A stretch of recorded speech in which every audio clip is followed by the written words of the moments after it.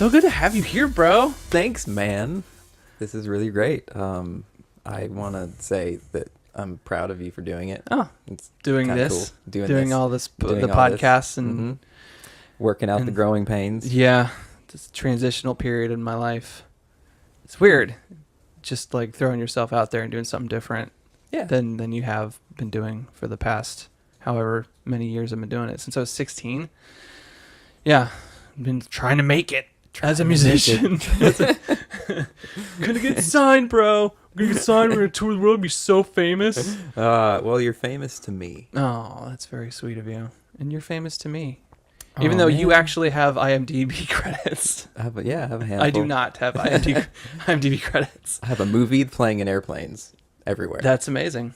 The Rise of the Sufferfests. Oh, man. You know what? When you started doing that, I was so put off because I've known you for a long time. We actually met when we worked together here in Nashville at the Hustler store. Yep. And you just don't strike me as the guy who would go to these fucking Sufferfests and just kill yourself. These fucking Iron Man marathons. And then you started doing that after you moved to LA, and I hadn't seen you in years. And then you started doing that. I was like, what the fuck is Keith doing? Is he having a midlife crisis? What is going on? Oh man.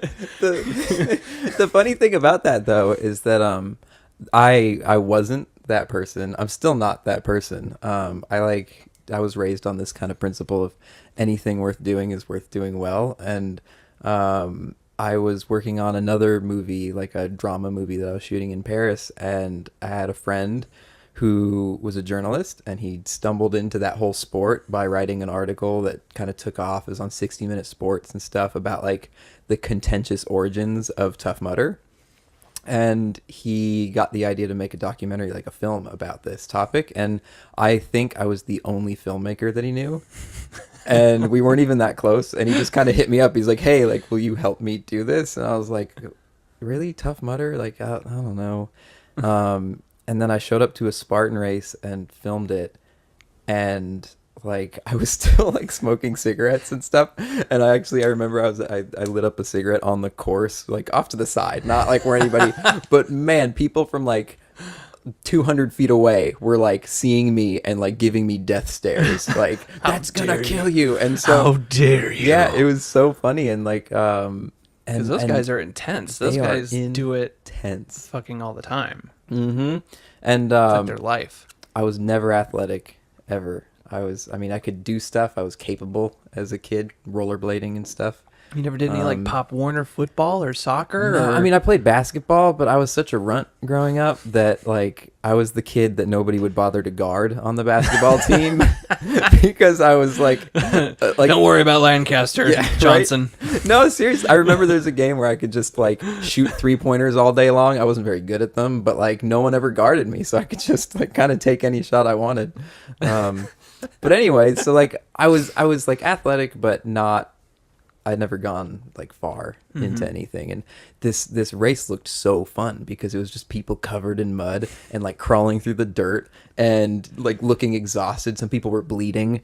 Like it was nuts, and I saw like all the barbed wire and all these walls, and it looked to me, I just saw like giant adult playground basically. Like how often do you get a chance to just go wild out in the woods somewhere? And so I just decided like I want to do one of these things, and if I'm gonna do it, I'm gonna do it.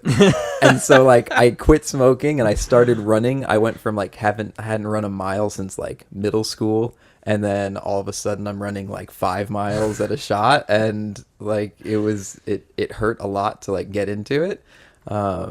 And then yeah, I just like ran my first one, and I actually broke my finger in the middle of the race. We were talking about this earlier, like the adrenaline, not knowing what happens to you. I broke my finger in the middle of the race and had no idea because it was like 3 degrees above freezing, and we were like swimming through water and stuff. Oh my god! And people are like just screaming, and you're just like, and I was just wearing shorts, and like there was like sleet up in the mountains where I was doing it, and it was just cold and numb. And I got home and took a shower, and like all the mud in the bathtub and everything, and then all of a sudden my fingers started to kind of like ache a little bit. I was like, that's weird. And then it just turned black.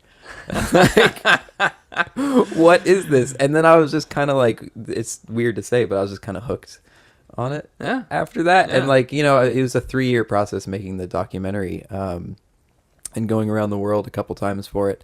And yeah, I just kind of like fell in. I don't really run them anymore, but like there was a race that I got my shoes stuck in like 2 or 3 feet of mud, and I tried to get them out, and when my feet came out, they came out without shoes, and so I just ran the rest of the race and finished without shoes on. Oh my god. And there's in the documentary, there's a picture of me like jumping over fire on these like sharp rocks with no shoes. Like, I need to see that. Why I haven't seen that photo? I need to see that photo. it's ridiculous. Jesus, Keith. But yeah, and so then I Crazy. became that guy. But like, you know, I'm still like, no, I'm like, you know, my free time has been usually like video games and watching anime and stuff. So.